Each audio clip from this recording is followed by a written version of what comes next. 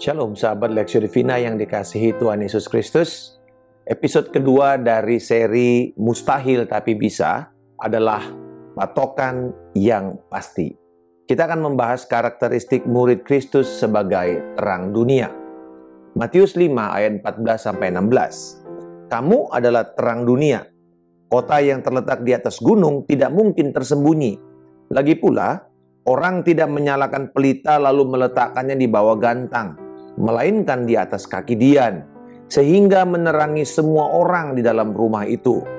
Demikianlah hendaknya terangmu bercahaya di depan orang, supaya mereka melihat perbuatanmu yang baik dan memuliakan Bapamu yang di sorga. Karakteristik murid Yesus dan juga gereja adalah terang dunia. Tapi Pak Markus, bukankah Yesus mengatakan bahwa dialah terang dunia itu? Dalam Yohanes 8 ayat 12. Masa kok ada dua terang? Bagaimana? Benar, Yesus adalah terang dunia. Dan ini juga memperlihatkan fakta bahwa dunia yang memerlukan terang, berarti dunia dalam kondisi sangat gelap. Segemerlap apapun yang bisa dibuat oleh dunia, karena berdosa dan karena terpisah dari Allah, hidup di dalam kegelapan. Di mata Allah, seluruh kemewahan kemegahan dunia adalah kegelapan.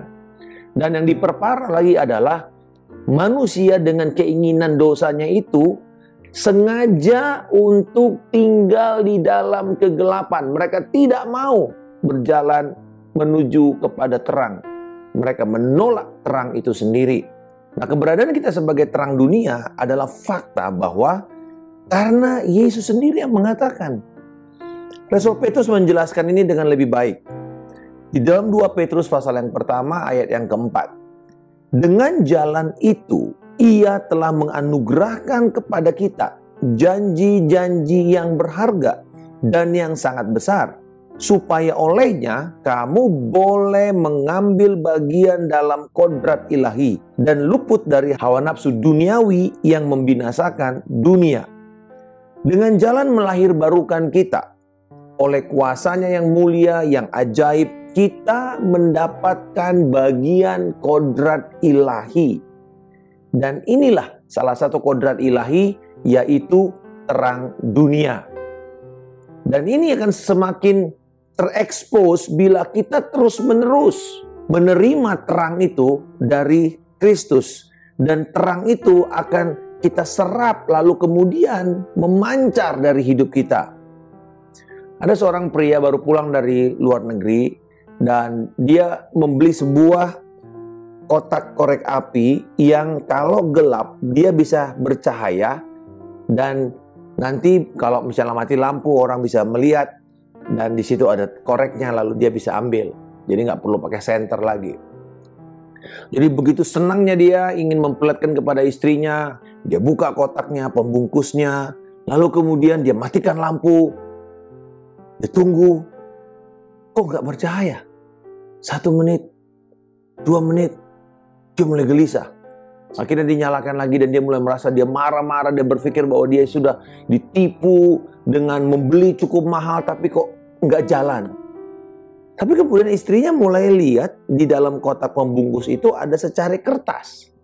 Dan ternyata ini tulisan bahasa Perancis. Dia nggak ngerti, lalu dia cari tahu sama temennya apa makna daripada instruksi ini.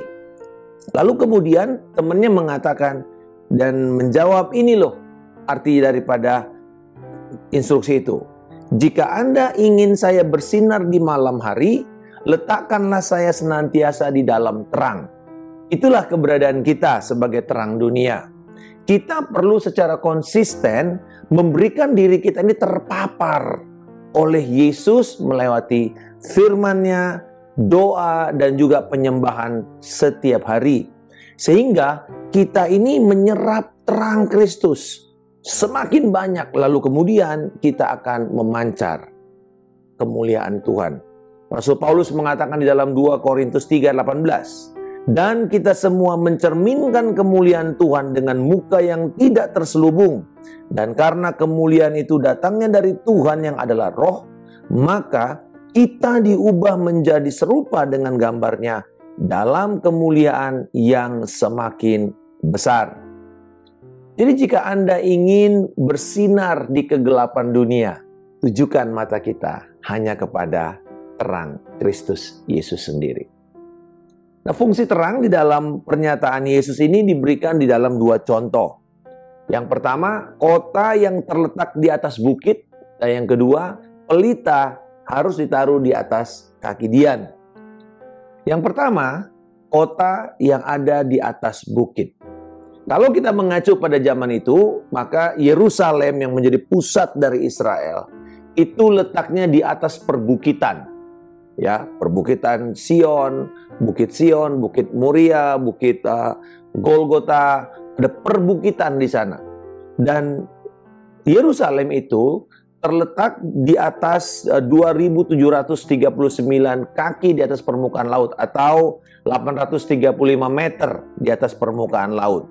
Jadi kepada semua orang yang datang dari kejauhan, baik dari utara Galilea maupun dari selatan Yeriko, mereka akan langsung dengan cepat bisa melihat kota itu. Dan apalagi bait suci adalah bangunan tertinggi di Yerusalem. Dan bait suci ini kalau malam itu pasti harus diterangi karena penerangan harus ada 24 jam di dalam bait suci.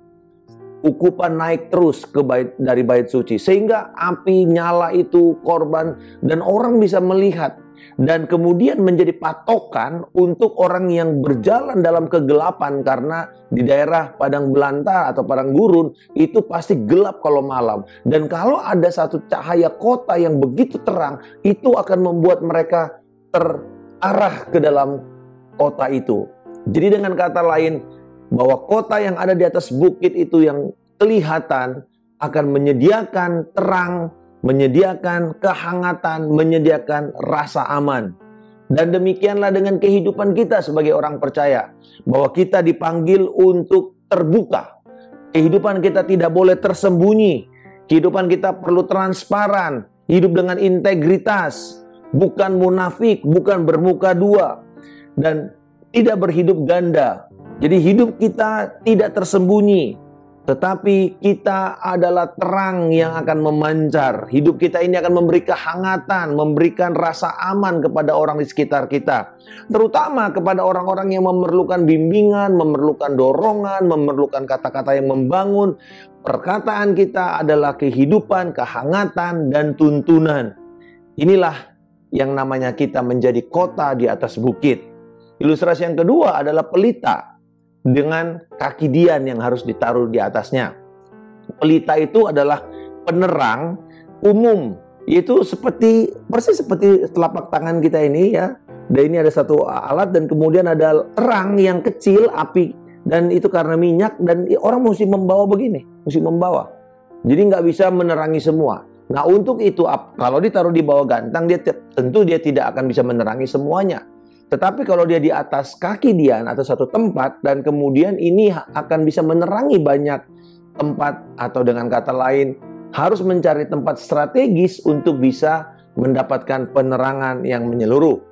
Nah, metafora ini mengajarkan bahwa terang itu akan menyingkapkan apa yang ada di sekitar kita.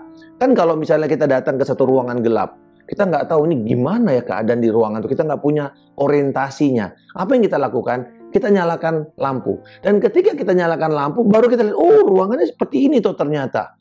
Ada penyingkapan. Ada sesuatu yang perspektif baru yang akan kita lihat. Dan itulah kenyataan sebenarnya. Bukan yang di dalam gelap yang kita raba-raba. Hal yang sama dengan kehidupan kita sebagai orang Kristen, sebagai murid Tuhan. Bahwa terang dan cahaya yang ada pada kita ini akan menyingkapkan dosa, menyingkapkan kejahatan, ketidakadilan. Sama seperti Kristus, ketika dia hadir, dia bukan menuduh-nuduh orang yang jatuh dalam dosa semakin gelap gitu, bukan. Tetapi dia datang dan dia Kehidupan dia itu sendiri sudah membuat orang sadar bahwa mereka berdosa. Mereka hidup di dalam ketidakadilan, di dalam ketidakmurnian, kecemaran. Dan kemudian Yesus datang dan dia memancarkan kebaikan, kasih Allah, sehingga orang tertarik kepadanya.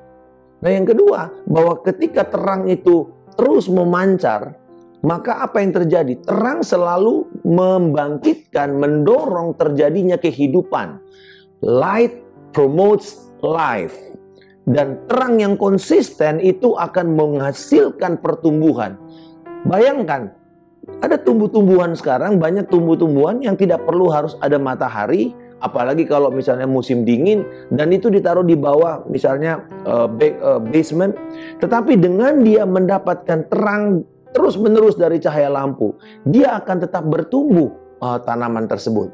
Hal yang sama dengan kita, bahwa kalau kita menempatkan diri kita di atas tempat yang strategis, dimanapun Tuhan panggil kita, baik lingkungan pekerjaan, lingkungan keluarga, komunitas, hobi, di dalam jemaat, dimanapun kita dipanggil untuk menerangi sudut lingkungan hidup kita. Dan saya percaya bahwa inilah kehadiran Kristus dari apa yang kita kerjakan saat ini, baik itu postingan sosial media kita, bagaimana kita menjalani kehidupan kita, keluarga kita, bagaimana hidup kita ini menyingkapkan dosa dan ketidakadilan, tetapi juga menyatakan kasih dan keadilan Allah, kebaikan Allah kepada dunia yang gelap. Dan bagian yang terakhir, Yesus mengatakan bahwa dunia akan melihat perbuatanmu yang baik dan memuliakan Bapamu di sorga. Yesus memakai kata kalos, bukan agatos yang biasa dipakai untuk kata perbuatan baik. Apa bedanya? Kalos itu mengandung unsur sebuah perbuatan yang menarik perhatian orang karena kualitas, mutu, keindahan, daya tariknya, kreativitasnya, betul-betul membuat orang bilang wow gitu.